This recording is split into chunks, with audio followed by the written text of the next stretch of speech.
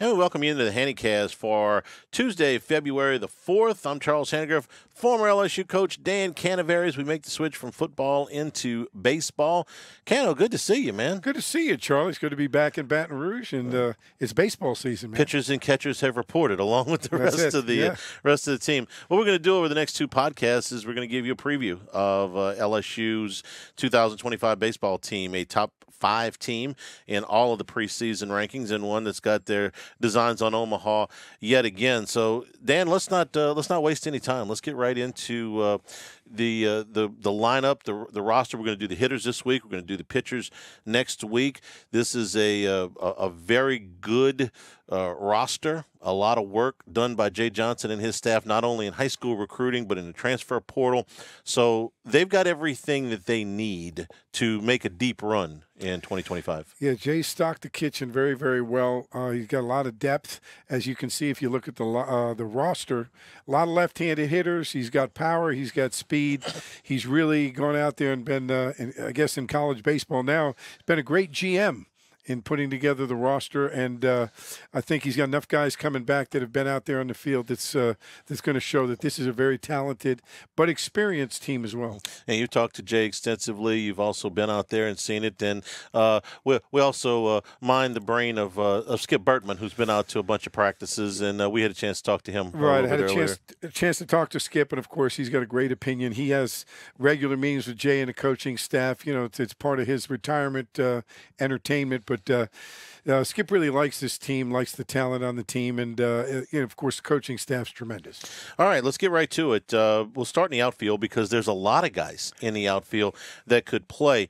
And I want to start, oddly enough, with a newcomer in Derek Curiel, because this was one of the highest rated players, the position-wise, that there's a pitcher as well on this team that was highly rated, but would have been no surprise had Derek Curiel gone pro. He was a number 10 player in the country. He was a number 2 player in California, and D1 Baseball has already named him as their SEC Freshman of the Year in the preseason.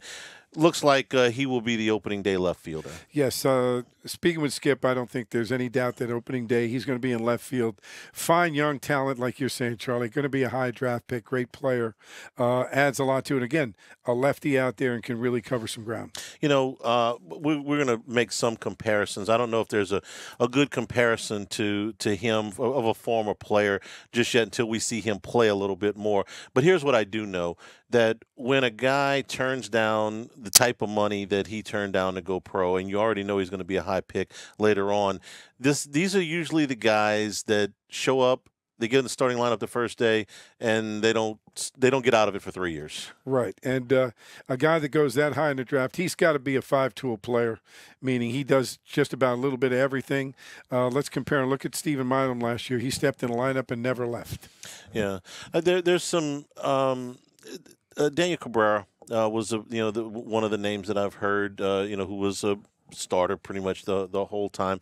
Curiel is going to be, I think, an all-conference player, if not higher than that. Right. Now, you tell me, freshman comes in there the first time, Alec Buck Stadium, then you go in the SEC, and you're seeing the best pitching you've ever seen in your life. That adjustment for a freshman.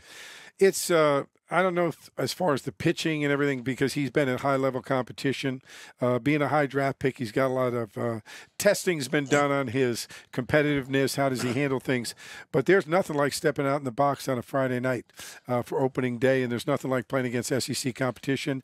I think he made a wise move in coming to LSU, because that's going to prepare him even more for pro ball, and the pro scouts can see what he does under the lights, so to speak.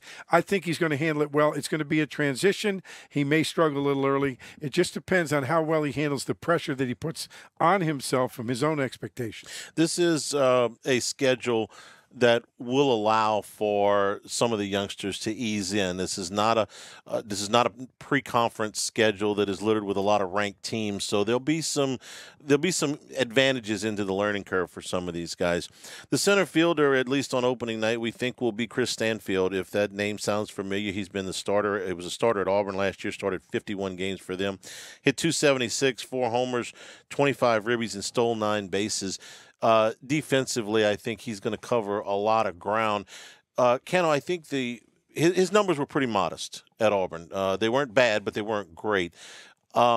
I think that Jay Johnson looks at him and sees, what they did with Braswell last year, Michael Braswell, who had modest numbers at South Carolina, came here, got off to a slow start.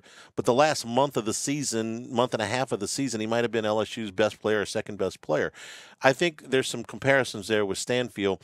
Hey, the numbers don't look overwhelming, but this guy's played a lot of SEC baseball, and he comes here and maybe he's ready to take that next step. Well, Charlie, you hit on it when you were talking about Curiel. At least you know that Stanfield has been in the SEC. He's been under the big lights, and you know he's going to be fine. Plus, he's a good defensive center fielder that can cover a lot of ground. Again, with the depth that Jay's got, he may end up starting in center field, but depending on how the game goes, you could make some transitions and make some changes. He's got a lot of depth, especially in the outfield. But, Stanfield, one of those guys, he's a righty, so you have a lot of lefties on the bench, so you can play some lefty-righty as well. But I think he's a good guy to start and get going in the season and see how he adapts to the LSU atmosphere. I think there's as many as 7 guys who could start more than, say, 1 or 2 games in this outfield. 7 guys who I could see starting anywhere from 5 to 10 games besides the permanent starters. Right, and talking with Jay Johnson, that's the way he feels. He's got 7 guys that legitimately could start at any time in the outfield at LSU, and what a great problem that is for him. And, of course, any coach will admit the greatest thing you have as a coach is internal competition, which provides the motivation for everybody to play better and play at their best all the time. All right, so I think those 2 have a great chance to start from opening day and going forward. After that, I think there's going to be some competition. I think a lot of these guys are going to play. I would say in right field, we're talking about Ashton Larson and Josh Pearson. Now, Pearson's been here forever. This guy was making big plays and hitting bombs in the 2023 National Championship season. Last year, didn't have a great offensive year. 244, had 8 homers. Still run the ball out of the park. And, again, seen a lot of SEC pitching. So he's a candidate to start. Larson hit 337 in SEC play last year and got better, I thought, as the season went along. Those would be my next 2 guys. He had a great summer, Larson, as well. I think he was named in the league. He played in the summer. He was named a Player of the Year. He was the MVP at the Cape, right. For his – and I want to ask you about that, but continue. Anyway, the thing is, you got to throw another person in there that's also in the mix coming back, as Jake Brown is in that mix to play in right field. And depending on how Curiel handles it, left field. But I think you're going to see a lot of different outfield lineups as you go along. But Pearson, the one thing, gosh, the kid's clutch. Yeah. I mean, he's made some clutch plays through the years, and there's a lot to be said. There's a confidence factor on a coach saying, I know if the pressure's on, I know Pearson's going to perform. He doesn't make that catching game one of the championship series in 23. LSU doesn't win the title. Can't win it. Yeah, if that ball gets by him, Florida wins that game, they win the next game, that's it. So how many big hits did he have in his career so far? He had 3 home runs in that World Series. Right. So there's been a lot of big hits. You'd love to see some more consistency, but the big plays have been there. I want to ask you about Larson's time at the Cape, and he was MVP of that team. He hit 316 at the Cape. That's fantastic. Pitchers League up there. Wooden bats.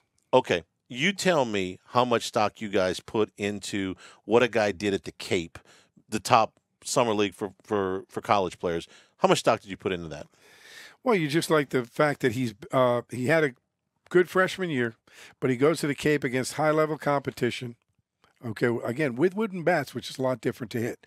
And he held those numbers. So you feel really good about him coming back. He's got confidence. He played all summer. He's met other people, and he feels a lot better about himself. I think it's a maturity factor to do well in that league. On the flip side, if he doesn't do well, now you got some work to do when he comes back in the fall to get his confidence up. So I think it was a good summer for him. I think playing well in the Cape Cod League is very, very important if you go up there to play. And, of course, he had a good fall. And I expect big things from him this year. Because I'm going to tell you about a guy later on that's expected to be a mainstay in LSU's lineup that didn't have a good year at the Cape. We're not just going to give you all of the the good news. We got to give you the whole thing. And I've seen when I was calling games, Bill Franquez, who's got every number known to man, would give us their numbers at the Cape, right? Right. And a lot of times you say, well, this guy had a great year at the Cape. but he didn't have a good year here. And a lot of guys, they go up there, maybe they didn't have a great year at the Cape, but they start strong here. So my deal on numbers at the Cape is acknowledge and move on, because sometimes they mean something, and sometimes you get a different different result. Well, it's not necessarily the numbers they put up, because numbers are all relevant as to competition, who'd you face, and everything else. It's the fact that if they felt they had a good summer, that does a lot for their confidence. Right, and this is on the summer league, and then we'll move on. Do you not send guys up there with specific instructions from the coaches, like we want him to play this position, like he's been playing second, but we want him to play short, or we want him to pitch only as a starter, or only an inning at a time, or we want this guy to get 5 starts and then leave.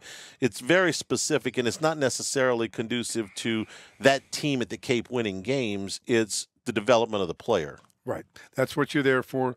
What you're looking to do is work on your weaknesses, or get in the work you need to get in. And when you're LSU, you can make those directives. And so, maybe one of those things where a hitter goes up there, hey, we're really looking for him to try to drive the ball out of the park, or we're really looking more consistency. He's been pulling the ball a lot. We want to look him to go gap to gap, spray the ball around the ballpark, and get more doubles in the gaps. So, again, you're looking for certain things. You talk to the coach, and they try to facilitate that for you in the summer. Speaking of working on your game, you can do it at Marucci's Hitter's House, 5801 Segan Lane, and on Airline Drive in Metairie, 1801. Members at the Hitter's House get 24/7 access to the members-only cages, bullpen cage reservation opportunities. You get a 15% discount at the retail store. They've really ramped up their retail inventory, and of course all of Marucci aluminum and composite bats are there. Founded and operated by current and former big leaguers, Marucci dedicated to quality and committing and providing athletes at every level with the tools they need to be successful. For more information, go to maruccisports.com. A couple more that I want to mention in the outfield. You mentioned Jake Brown. Hit 264 and 91 at bats last year. Cano, he came to LSU thinking we thought maybe he would be a pitcher, but it's a two-way guy coming in. But he hasn't pitched. He's been a full-time outfielder, and another left-handed bat, another good athlete. He's going to see some time out there. Yes, he's going to be in the lineup at certain points in time. Again, look in the early part of the schedule for a lot of different lineups for Jay, because he's got to see how guys perform under the big lights. And I think really the biggest time, if you look at the schedules, when they go to Globe Life Field, you're going to see basically what he thinks is the starting lineup for the first weekend of SEC play. Globe Life Field, I want to look up the date on that. I think it is the Wednesday, February 26th. So they will be some 8 games into the season when they go there. They go to Globe Life to play Dallas Baptist, and then they go over to Frisco for that tournament where they play Kansas State, Nebraska, and Sam Houston. So about the halfway point of the pre-conference. And you'll see what they do there. He's going to make some adjustments. Then the next weekend you go against North Alabama, and you say, this is what I think our best SEC lineup is. You see how that looks, and then you open up the next weekend against Missouri. Couple more in the outfield, and again, this is a crowded house out there. Ethan Fry, big guy. Well, yeah, but he didn't have it last year. Okay, yes, he's got big power, but he didn't homer. He only had a couple of doubles. The potential is there. He's a right-handed bat in a outfield that is full of left-handed bats. So if he can start to hit, provide a little bit of power, a little bit of balance out there with a right-handed bat, he's going to have a chance to have some time, get some time. Right-handed power bat. Yeah. You've got Stanfield in center with a right-handed get-on-base bat, but now you've got a power bat. So, again, flexibility for Jace. Look for him to see some time at DH. I don't know. He's played first in the past, but I think you're going to see trying to get his power in the lineup if it's possible. First base is full. I know, first base. So I'm saying he's played first base, but he's pretty stacked with a big guy there that's not leaving. I want to ask you about the final outfielder we're going to talk about is Dalton Beck. He was at Incarnate Word last year, hit 377, 18 homers, 67 runs batted in 57 games. Cano, you coached a long time at LSU, and you coached in the Southland Conference. So you tell me how 377 in the Southland translates to when you step up into the SEC. We're going to see how he handles velocity on the mound, off the mound, and how he handles the actual intensity of the crowds. I mean, that's the biggest difference. Your velocity for your pitchers in the South is down a tick. You see a few more breaking balls. You see more power arms here in the SEC. But generally speaking, if you handle the velocity, I think the other thing, too, a little more command of secondary pitches in the SEC. 377 is a really good number. It's a good number. Last year, when we were talking about Mac Bingham, I said, Canada, this guy hit 360 at Arizona. You said it's not the SEC, and you were right. So I'm going to tell you, this guy is 377, but it's said in cornered word. That ain't the SEC. So you coached at Southeastern, so you know about that league. And the thing is, when you see in the SEC, the guy you see on Sundays pitching Friday in the Southland Conference, and the guys coming in and out of the pen are pitching the other times, and there's not the bullpen depth that you see in the Southland Conference that you see in the SEC. So there is some correlation. Again, I'm not real big on numbers, but let's see how he does. I hope he does well, because that bodes well for LSU, and I think he's definitely got the potential to do it. We're brought to you by Dependable Storage, with 8 locations across Louisiana and 1 in Gulfport, Mississippi. They'll match any competitor's pricing and offer convenient online rentals and payments. Free use of the moving truck for new rental move-ins with clean, secure, and conveniently located facilities. Check out the website at dependablestorage.com for locations, pricing, and rentals. Like Skip always says, Dependable Storage, we want your stuff. If you got lots of stuff. They got lots of stuff. Let's go around the horn here, and let's start at third base. Michael Braswell was a starting shortstop all of last season. Dan, we talked about Ashton Larson coming on at the end of the season. Braswell really did. He had .311 for the year. The on-base percentage was .411. That was third on the team behind Milam and Jones. And here's what I liked best about him. He really struggled through the first half of the season in the field, made double-digit errors. But in the last 26 games, he only made 2. And he became really solid. It looked like he got, I'm going to use the word comfortable. And now he's moving over to third base. So talk to me about Braswell moving from short to third. Third base, there's a little less time to think when you get the ball. There's less range. Bottom line is he's got good hands. He's got great reactions. He's got a good arm. I think this allows him to really just focus in, field the ball, get it across the infield. He's still going to play some short, from what I understand.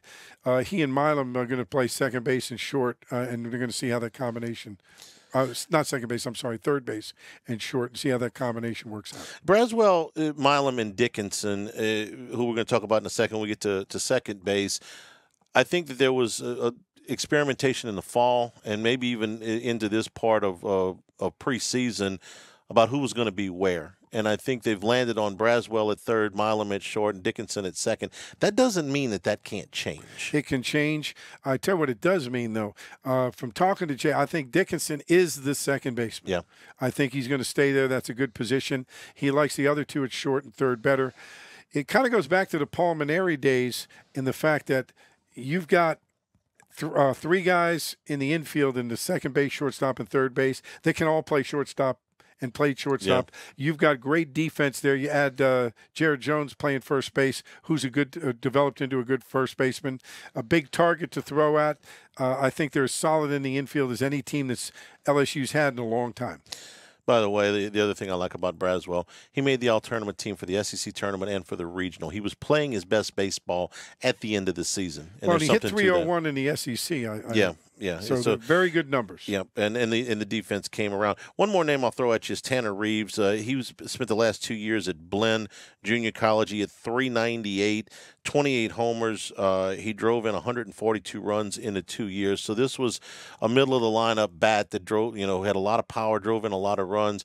At the junior college level, he could see some time here and there. He could see some time. He could be the fourth guy in the infield in those three positions, the fourth guy in there, get in some rotation, provide some depth.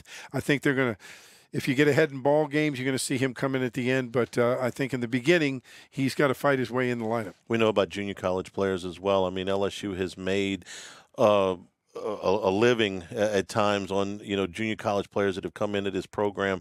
And immediate impact sometimes. Right. So we'll see. I'm not saying Tanner Reeves is going to come in here and be Brandon Larson, okay?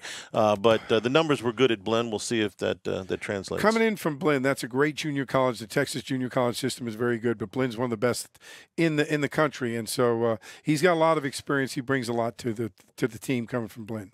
Stephen Milan's going to probably open the season at short. Last year he hit 326, 8 homers, 40 runs batted in. His on-base percentage of .415 was second on the team. He's not a very big guy. He's probably 5'5", 5'6", but he was immediately a fan favorite. He plays the game hard. You know, you can't not like it when a guy that doesn't look like the prototype, you know, comes in there and really excels. And then he was terrific in the postseason as well. And Dan, maybe this is a little bit of a stereotype, but I mean it in a positive way. When somebody that's that short excels and gets the offers and gets all the opportunities to do, tell me this, you coach baseball your whole life. When that guy comes out, he's got to do something extra that the 6'2" guy doesn't have to do. He's got to really grind every time, because you're going to give the 6'2" guy chance after chance after chance. A 6'4" first baseman that, you know, can hit the ball 400 feet, you're going to give him chance after chance. If the 5'5" guy doesn't grab your attention right from the beginning, you're probably going to move on. This guy has made it impossible for anybody to move on from him, and that's what I like about Stephen Milan. Well, you got to like that, and of course, Jay Johnson's got to like him. That's your joke. That's my joke. That's your joke. But the thing is with Milan, and what every coach looks for, and it's being recruited these days, very important, especially in this era of baseball, college baseball, is they're looking for guys that bring energy to the field. Milan brings energy. Yep. He brings excitement, and the fans pick up on that. And at LSU, that's a monster. That's big for adrenaline. It makes the other players play better. He's a hype-type player. And if he continues to do that, I think he's going to be a fan favorite forever and go down in history as one of the biggest fan favorites, right up there with Todd Walker, Eddie Furness, and of course he reminds me a lot of a guy named Mike Fontenot, who played for us. And here I thought you might have said Blair Barbier is what I thought you might have gone there. Now Barbier's not a little bit taller than that, but he was a big energy guy too. He was a great leader. Yeah. And Fontenot, much like Milam, short guy, but he had a lot of pop. He did. Played with a lot of energy, and teammates responded to him. Milam, you know, that energy, you got to bring it when you're that size, or you'll get overlooked. We're brought to you by Lake Urgent Care. 25 years of experience dedicated to quality care close to home. They treat minor illnesses and injuries for ages 3 months and up. 17 convenient locations in Baton Rouge, Hammond, Livingston, and Ascension Parish. Plus, they offer occupational health and weight loss solutions. As a seamless extension of Our Lady of the Lake, patients can access care from anywhere with the MyChart patient portal. Our urgent care centers are open 7 days a week. You can walk in, check in online, or schedule a virtual care visit at lakeurgentcare.com. All right, let's move on here. Second base is Daniel Dickinson. 2 years at Utah Valley, hit .369, 27 homers. He also stole 32 bases last year. Now, he looks the part. He's 6 foot. He's 200 pounds. He is a preseason All-American on the D1 baseball list. So there's a lot of expectations to him, which with that comes a lot of pressure. Dickinson is expected to be a middle of the order bat for them. Yes, and he played for Eddie Smith, who was assistant coach here at Utah Valley, who's now over at Washington. And so, you know, he's got some feel for what LSU is like, I'm sure, from Eddie Smith. And guys played in the Mountain West Conference. And a very good conference there. He's played against some great competition. I think he's going to fit in very, very, very well. And I know Jay's real high on him. Okay, now here's where we go back. We were talking about Larson's big year at the Cape. Dickinson didn't have a big year at the Cape. He hit .205. But, again, the numbers at the Cape, take them, understand them, but don't take them for gospel. You know? Right, don't take it for gospel. He may have been working on some things, trying to adjust things that they saw on tape, and Jay said, hey, why don't you try to work on this in the summer and get ahead to make some adjustments, and that's the time to do it. We're brought to you by Bayou Apparel, helping local businesses communicate their message since 2009, offering the highest quality products to showcase your brand. Established or new, Bayou Apparel design experts can help you create eye-catching designs that fit your company's message. They do logos, event T-shirts, and promotional items for your business. Call 225-928-9090 or go to the website at bayouapparel.com. There's not much debate on what's going to happen at first base. Jared Jones last year hit .301, 28 homers, 59 runs batted in, 14 doubles. And he's not – look, one of the big gets of the offseason, it was getting him to come back because he could have easily decided to move on to the professional ranks. And, you know, they're hungry for power bats up there. This guy's a power bat. He looks like the prototypical – first baseman that, you know, just ripped the ball out of the park. So you tell me. Well, one of the things that when you classify recruiting classes and everything, you should put him in with the transfer recruits, meaning Jay did a great job of re-recruiting Jared Jones and fighting the draft. That's exactly what it was, too. And if it's a different era, he never comes back. But in the NIL era, you can fight that money because he can wait a year, get more money from pro baseball, and have some revenue coming in while he's playing this year. So great job by Jay Johnson. Let me put his career so far and his expectations into perspective for you. He hit 28 home runs last year. If he hits 18 this year, he's going to have the third most home runs in LSU baseball history. It's a pretty good list, Cano. The two guys in front of him at that point would be Cressy and Furness, who are 1-2 in SEC history in home runs. So we're not talking about small accomplishments here for Jones. Two of the greatest players I ever was around, and that's some pretty high standards you land into. Jared Jones, hopefully he hits more than 18 and he gets right up there top. I think he will hit with more than 18, especially, you know, I did a conference with Jay, the turf guys asked me to come over and do the panel, and Jay was talking about, you know, the league. There may not be – Texas has come into the league, may have a pitcher's park. That's it. Every other park in this league is a hitter's park. And so when the weather warms up and the ball starts flying, you know, it's one of the real challenges. It's fun. Yeah, it's one of the real challenges. You know, you guys had Rosenblatt Stadium when you got to Omaha, which played like the SEC parks because of the bluff that it was on and the wind was usually blowing out. It's a challenge for these teams to play in these smaller parks where the ball flies, get to Omaha where the park's bigger, and it really doesn't. It's gotten a little bit better since when they opened it, when it was just an absolute 100% pitcher's park. But you're playing a different brand of baseball. It's hard to yank it out of that stadium in Omaha. And it used to be where Hoover, when you played in the SEC tournament, was a good warm-up for Omaha, because Hoover played very big as a AA park, but it seems like the last couple of years it's played a lot shorter. Yeah.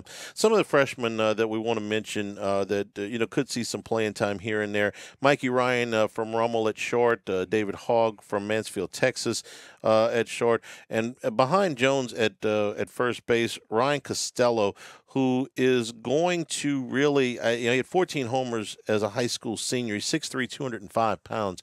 This guy's going to compete for some time at DH. Look, not going to get a lot of time at first. Jones is going to soak up the majority of the time at first. So, maybe a midweek game here and there. But spot him in, give Jones a night off in the field. Yeah, but, Jones is your full-time guy. But Costello's got enough bat that they may have to find a spot for him if he starts to click. Yeah, he's a big guy. Definitely talking with Skip. Skip really likes him. He's in the mix. Big left-handed guy. If you hit 14 home runs in New Jersey, that's good because the season's short and the weather's bad. If you hit 14 home runs in high school in a season that short, where I'm just guessing he was the best player in the state of New Jersey, I don't know. He's certainly one of them. When you're a high school team, you don't pitch to that guy. I mean, you pitch around that guy because the guy behind him ain't as good as him. Right? Well, I'm going to go with Greg Maddox's theory. He said Bonds was the easiest guy to pitch to because if there's anybody on base, you just walk him. Just walk him, right. And so to get 14 pitches to hit in what I'm guessing is a 35-game high school season or something like that, or, if you go to the playoffs, Yeah, you're lucky if you get 35 in. We're brought to you by Dana Brown, the law office of O.C. Brown. For over 30 years, they've carried on Dana's father, O.C.'s legacy. So if you need legal assistance, the law office of O.C. Brown should be your first and only call. Your law firm for a lifetime, and that initial consultation is always free. Call them at 225-343-1111. On the web, it's OCBrown, O-S-S-I-E Brown.com. And, of course, right down the street there is Town Square Pizza with Dana and his staff. Frequently head down the street to get some Town Square Pizza. Delicious hot-baked square pizza. Town Square Pizza makes sure that you're going to get a very generous portion, delicious pizza. And if you're working downtown, you got a limited amount of time for lunch. They'll get you in and out in a hurry. Done the show there many times at Town Square Pizza. I tell you what, though, it's Mardi Gras season. They're making king cakes now. That's right. Nice call there. We were getting those last season. Long Mardi Gras season this year. Mardi Gras not until March, so you got an opportunity there. We round out our discussion of the hitters with the catching position. Luis Hernandez at Indiana State. Now, up there for the Sycamores, he played mostly first base. He's only played 24 games at catcher the last 3 years. But this guy can hit. Had 23 homers and 76 runs batted in at Indiana State last year.